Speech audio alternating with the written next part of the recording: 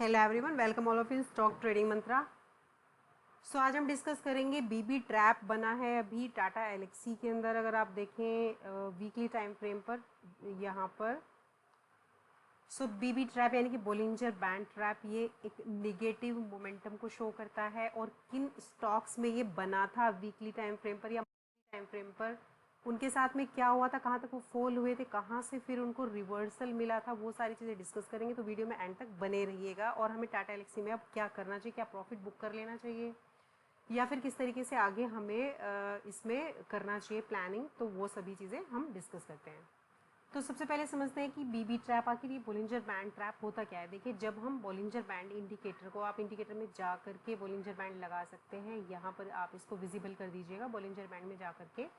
Time frame अगर हम यहाँ पर आप वीकली लेंगे तो आपको क्लियर दिखेगा। तो यहाँ पर एक इस तरह की रेड कैंडल जो इस बैंड के किनारे पर कहीं पर भी टच नहीं करती, तो then it is called Bollinger band trap. अब ये जब जो बोलिंजर बैंड ट्रैप होता है वो इंट्राडे में भी बनता है, 1 आवर चार्ट पे भी बनता है, 15 मिनट में भी बनता है, 10 मिनट में भी बनता है, 5 मिनट में भी बनता है, एंड 1 डे पे भी बनता है, वीकली भी बनता है, मंथली भी बनता है। अब डिपेंड करता है कि अगर आप पोजिशनल ट्रेड्स कर रहे हैं तो फिर आप इसको वीकली एंड मंथली या फिर डेली टाइम फ्रेम पर कंसिडर करेंगे। अगर आप इंट्राडे करते हैं तो 5 मिनट, 10 मिनट, 15 मिनट पर आप उसको कंसिडर करेंगे। तो यहाँ पर अगर आप इस कैंडल को देखेंगे तो इट्स ए काइंड ऑफ थोड़ा सा शूटिंग स्टार की तरफ आप इसको बोल सकते हैं। निगेटिव कैंडल बनी, बोलिंजर बैंड का कोई भी किनारा टच नहीं किया, उसके बाद ये देख पूरा वीक के फॉल हुआ, अगेन यहाँ पर फॉल है। और अब ये बोलिंजर बैंड की जो मिडिल लाइन होती है, दिस इज 20 मूविंग एवरेज, वहाँ उसके आसपास आने को है।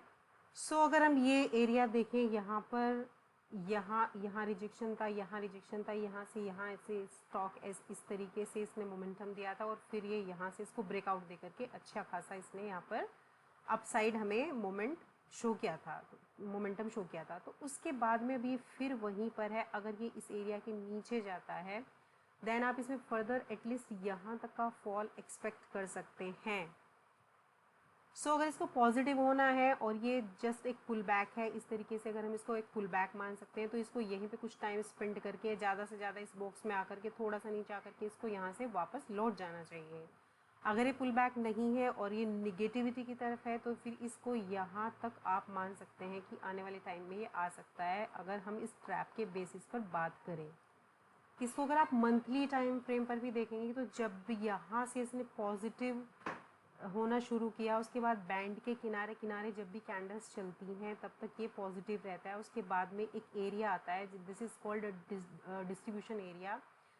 डिस्ट्रीब्यूशन एरिया में उसके बाद में यहाँ पर ये काफ़ी टाइम तक टाइम स्पेंड करते हैं स्टॉक्स, एंड उसके बाद में फिर फॉल होते हैं, फिर करेक्शन आता है। वो जो करेक्शन है वो कहाँ तक आ सकता है, यहाँ तक करेक्शन आ सकता है, इस करेक्शन यहाँ तक भी आ सकता है, हो सकता है सिर्फ यहीं तक आए। इस करेक्शन के बाद में फिर रिवर्सल होता है। तो बेटर होता है कि हम, अगर हमें कुछ इस तरह के इंडिकेशंस मिल जाएं, टॉप पर हम अपना प्रॉफिट बुक कर लें एंड देन अगेन रिवर्सल पर यहाँ से हम उन स्टॉक्स के अंदर फिर से एंट्री लें।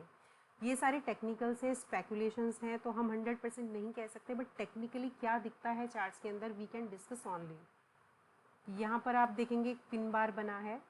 मैंने अभी बोलिंजर बैंड यहाँ से हटा दिया ताकि आपको यहाँ पर थोड़ा क्लियर पिक्चर दिख सके। देखिए, यहाँ पर अगर आप देखेंगे तो इसने यहाँ पे एक हाई बनाया, उसके बाद में ये हाई बनाया ज़रूर, बस इसको यहाँ से कितना शार्प रिजेक्शन मिला, ये पिन बार बनी, देन रेड कैंडल बन रही है। तो अब ये जो एरिया है इसको यहाँ से आप कह सकते हैं कि यहाँ सेलर एंटर कर चुके हैं। सेलर्स ने यहाँ पे कोशिश की यहाँ से, लेकिन फिर से बायर आए, वो बायर इसको यहाँ तक लेकर गए, बट फिर से यहाँ पे सेलर आ गए। तो अब अगर इसको पॉजिटिव होना है तो इस एरिया के ऊपर इसको फिर से निकलना होगा। इस कैंडल के, ये जो रेड कैंडल ये बन रही है, इसके ऊपर जाके इसको ग्रीन कैंडल्स क्लोज करनी होंगी, तो हम आप इसमें पॉजिटिविटी की एक्सपेक्टेशन कर सकते हैं। अदरवाइज अगर ये इसके नीचे निकलता है, बोले तो ये जो पिन बार टाइप का कैंडल बना है इसके नीचे आता है, रेड कैंडल से क्लोज करने लगता है। ऑलरेडी हम बीबी ट्रैप देख चुके हैं, तो आगे इसमें आप फर्दर फॉल यहाँ तक एंड यहाँ तक एक्सपेक्ट कर सकते हैं।